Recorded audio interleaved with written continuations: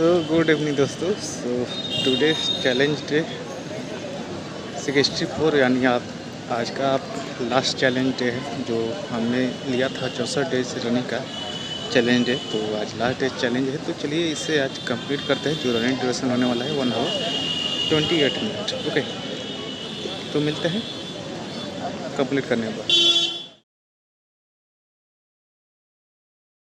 तो कैसे हैं?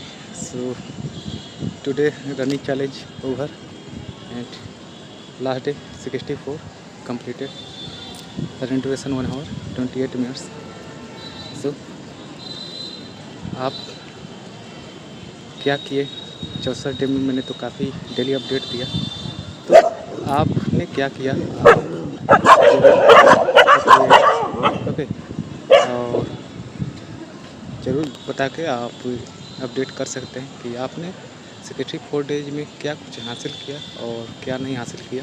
ओके, किस विषय में एज ए फिटनेस के रूप में या किस चीज़ के लेकर आपने चैलेंज लिया था? पढ़ाई को लेकर, जॉब को लेकर, काम को लेकर अपने, या अपने स्किल्स इन्हांस करने को लेकर, या अभी तक अगर आप सोच ही रहे कि चैलेंज लेना चाहिए या नहीं, अपने आप को कष्ट में डालना चाहिए या नहीं, तो कहीं ना कहीं आप लाइफ में जो ग्रो करना चाहिए वो आप नहीं कर पाएंगे। और आपको ज़रूर अपने आप को ज़्यादा न सोचिए और ज़्यादा दूसरे से सलाह ना लें। सलाह उसी ले जो जिस भी फील्ड में आप अपना चैलेंज लेना चाहते हैं, या जो चैलेंज पहले लेकर सक्सेसफुली चैलेंज कंप्लीट किया है। ओके, यानी जो सक्सेसफुल है पर्सन, आप वैसे पर्सन से ना सलाह लें। अगर आप चैलेंज लेना चाहते हैं और सपोज दैट वो पर्सन उस बारे में जानता ही नहीं, तो वो सिंपल सी बात है, आपको नेगेटिव ही सलाह देगा और कहीं कहीं आप नेगेटिव हो जाएंगे और चाहकर भी आप अपने आप के स्किल्स को आप इन्हांस नहीं कर पाएंगे। ओके, तो मैंने आपको अपने चैलेंज के बारे में बताया था कि कैसे मैंने आपको चैलेंज लिया और डेली 1 मिनट इंक्रीमेंट के बाद आज फाइनली मेरा चैलेंज कंप्लीट हुआ। और उसमें मेरा वज़न काफ़ी ज़्यादा था, 74। तो देखते हैं आज ज़रूर आप काटा करेंगे और काटा करके मैं अपडेट दूंगा ज़रूर। ओके, कि कितना वज़न कम हुआ और क्या कुछ मैंने पाया, क्या कुछ खोया मैंने। हेल्थ को लेकर आप देख सकते हैं काफ़ी अच्छा रहा मेरा। और ये गर्मी में चलिए काफ़ी सपोर्टिव रहा रनिंग करना, क्योंकि गर्मी में जिस तरह से इस साल मतलब उम्मीद भी नहीं किया गया था। बीच में लगा कि गर्मी ख़त्म हो गया, लेकिन फिर से गर्मी अपनी चरम सीमा पे आ गया। तो जिस कारण से चैलेंज कहीं न कहीं कठिन भी रहा, तो कहीं न कहीं चैलेंज ले लिया गया तो शरीर से जितने भी हमारा गंदगी था पसीने के रूप में आपको ज़्यादा से ज़्यादा वो बाहर निकल गया। तो इसके कारण आपका हेल्थ भी अच्छा रहा। जो भी काम करते हैं उसमें काम करते रहे, हमेशा मन लगता रहा। तो ये सभी आपका रनिंग करने का काफ़ी अच्छा है। मैं ये नहीं कह रहा हूँ कि आप 2 घंटा रनिंग करें, 1 घंटा रनिंग करें, आधा घंटा रनिंग करें। आप अपने एबिलिटी के अनुसार रनिंग करें। और आप भी जानते हैं, आप अपना एबिलिटी हम खुद नहीं जानते हैं। जैसा कि गांधी जी का कोट है कि जो मेरे पास एबिलिटी है या जो मेरे पास है उसे तो नहीं है तो भी मैं उसे पाने की कोशिश करूँगा। और यानी जो मुझे चाहिए तो वो मैं ज़रूर पाने की कोशिश करूँगा, ट्राई करूँगा। अगर मेरे पास वो एबिलिटी है तो भी नहीं है तो मैं उस एबिलिटी को विकसित करूँगा। यहाँ सबसे अच्छी बात कही गई है कि मान लीजिए गांधी जी के पास जो भी आंदोलन करने का एबिलिटी नहीं होगा, क्योंकि बचपन से हमारा जो भी है, हम बचपन से ही खाना पीना, रनिंग करना, दौड़ना, चलना कुछ भी नहीं सीखे रहते हैं। लेकिन हम अपने अंदर अपने इच्छा के अनुसार, मतलब अपने जो भी चाहते हैं लाइफ में, जैसे कि 18+ होते हैं तो जो किशोरावस्था में आते हैं, 12+ के एज होते हैं, तो अपने जो चाहते हैं उसके अनुसार हम अपना शरीर को बनाते हैं और अपने अंदर एबिलिटी विकसित करते हैं। ओके, तो इसलिए भगवान के यहाँ या पहले से फ्यूचर कुछ नहीं लिखा रहता है और आप ज़रूर अपने कर्मा में भरोसा करें। और अगर कर्म करते हैं तो फ्यूचर अपने आप लिखा जाता है और आज का कर्मा आपका फ्यूचर डिसाइड करता है।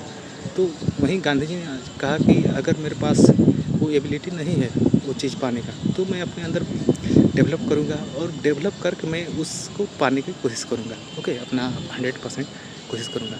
तो जो स्टूडेंट है जो जिसके अंदर एबिलिटी नहीं है, मान लीजिए 6 घंटे पढ़ने का बैठकर, तो आप विकसित कर सकते हैं। ऐसा नहीं है कि आप एज ए केवल यूपीएससी एस्पिरेंट ही 18 घंटे बैठकर पढ़ सकते हैं। तो आप भी डेवलप कर सकते हैं और बैठे रहिए। कहीं न कहीं एज ए वो भी काफ़ी टफ चैलेंज है और धीरे-धीरे आपका चैलेंज, मान लीजिए फर्स्ट डे नहीं कंप्लीट करेगा, सेकंड डे नहीं, तो धीरे-धीरे आपका समय बढ़ाते जाइएगा और अचानक कोई भी चीज़ आपको मिलने वाला है नहीं। तो इसलिए कहा जाता है कि आप लॉन्ग टर्म हमेशा विज़न रखिए और लॉन्ग टर्म विज़न रखिएगा तो आप कहीं न कहीं लाइफ में काफ़ी ज़्यादा ग्रो कर पाइए। ओके, तो इसके लिए आपको लॉन्ग टर्म विज़न रखने के लिए हमेशा इसलिए कहा जाता है कि आपको शॉर्ट टर्म में इंस्टेंट प्लेज़र तो मिल जाता है।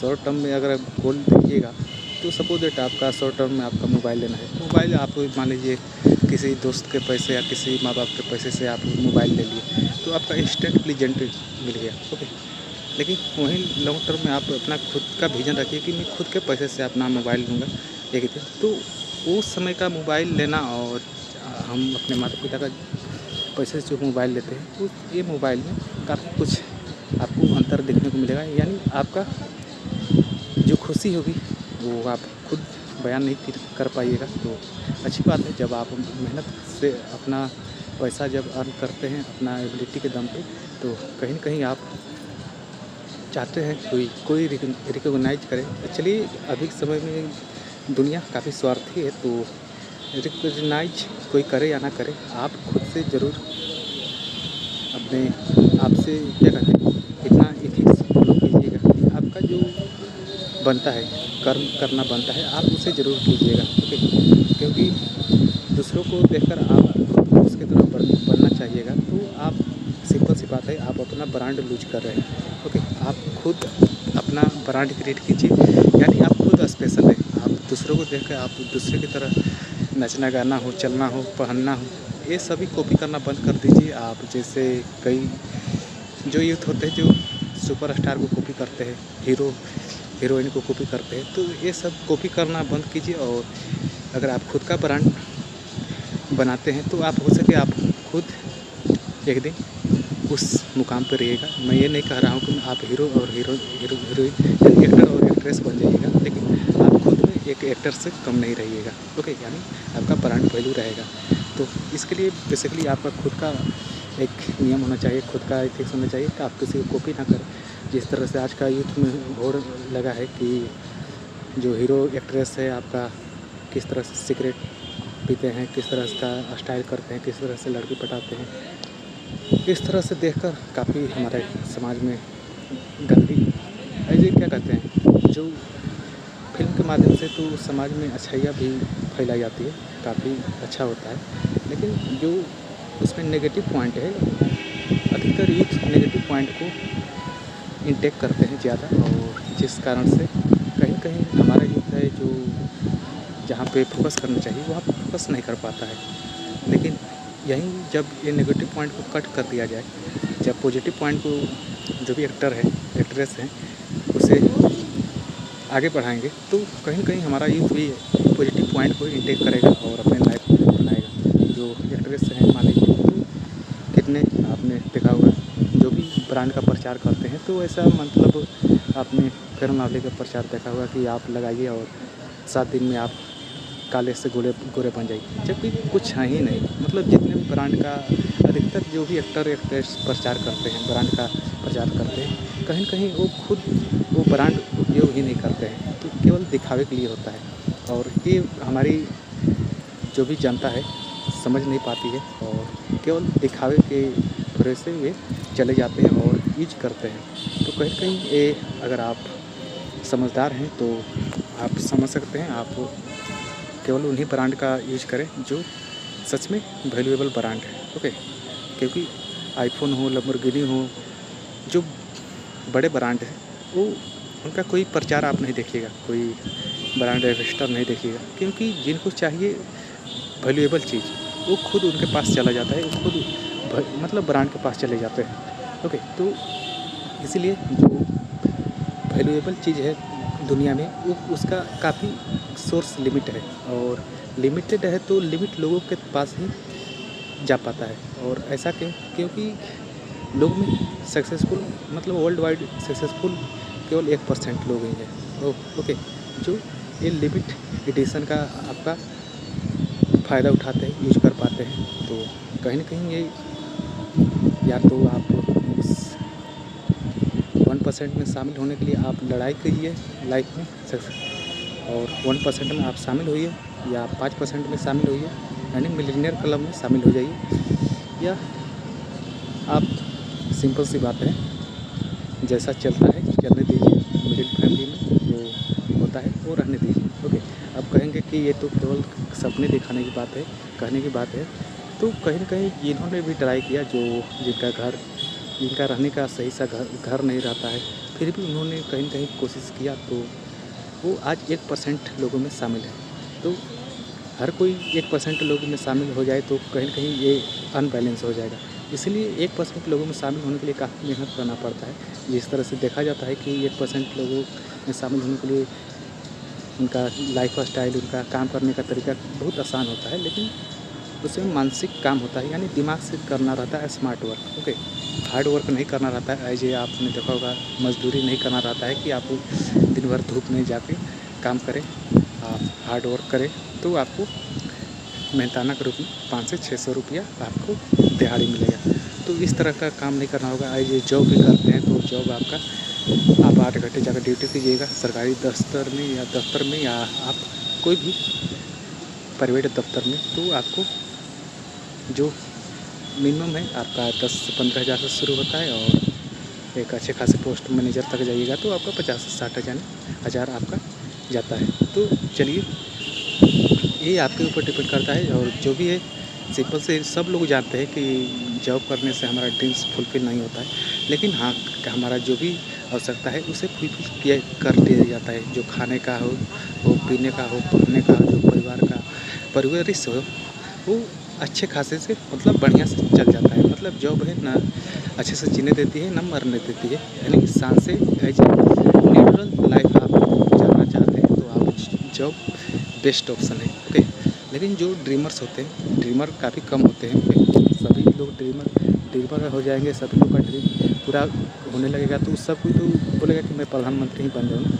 लेकिन क्या लगता है, सभी प्रधानमंत्री बन जाएंगे, सभी लोग बोलेंगे मैं 1 करोड़ मंथली अर्न करूँ, सभी लोग 1 करोड़ मंथली अर्न कर पाएंगे? कुछ ही लोग हैं जो मुकेश अंबानी, धीरू अंबानी, रतन टाटा जी बन पाते हैं। ऐसा क्यों? क्योंकि वहीं 1% लोग में आने के लिए आपको मेहनत करना है, और जो ड्रीमर्स है वहीं उनका 1% वाले लोग कैसे सोचते हैं और कैसे वो अपना विजन लेके चलते हैं। ओके, काफ़ी अच्छे से रतन टाटा जी, एक डॉक्टर और एक इंजीनियर का स्टोरी मैंने आपको बताया था। तो बेसिकली रतन टाटा जी से पूछा गया था कि अगर आपको जो फोर्ड लेना है या लैम्बोर्गिनी, जो भी काम कर जो उसका है, आप कितने दिनों में ले लीजिएगा? मतलब एक कार जो एक ब्रांड था। तो डॉक्टर से पूछा गया, इंजीनियर से पूछा गया, उन्होंने अपना वेजेज यानी अपना सैलरी के अनुसार अपना, कोई बोला 10 दिन और कोई बोला 1 मंथ। ओके, उसके अनुसार अपना बता दिया। लेकिन रतन टाटा जी से वही सवाल पूछा गया तो उन्होंने बोला कम से कम साल भर तो लग ही जाएगा। लोग अचंभित हो गए कि रतन टाटा जी के पास इतना पैसा है, फिर भी वो एक गाड़ी खरीदने के लिए, मतलब गाड़ी खरीदने के लिए इतने 1 साल कैसे समय लग सकता है? तो उनसे पूछा गया ऐसा क्यों आप बोल रहे हैं जबकि आपके पास इतना पैसा है? तो उन्होंने बोला कि ये छोटा-मोटा ब्रांड नहीं है, अगर पूरे कंपनी को खरीदना है तो आपको इतना कम से कम 1 साल तो लगेगा ही। ओके, तो आप समझ सकते हैं, जो डॉक्टर था, जो इंजीनियर था, उन्होंने केवल एक गाड़ी का सोचा। ओके, और रतन टाटा जी का विज़न देखिए, उन्होंने पूरे कंपनी के बारे में सोचा कि पूरा ब्रांड को ही खरीद लेता है। ओके, तो ये सोच होता है, ये डिफरेंस होता है आपका 1% लोगों में और 99% लोगों में।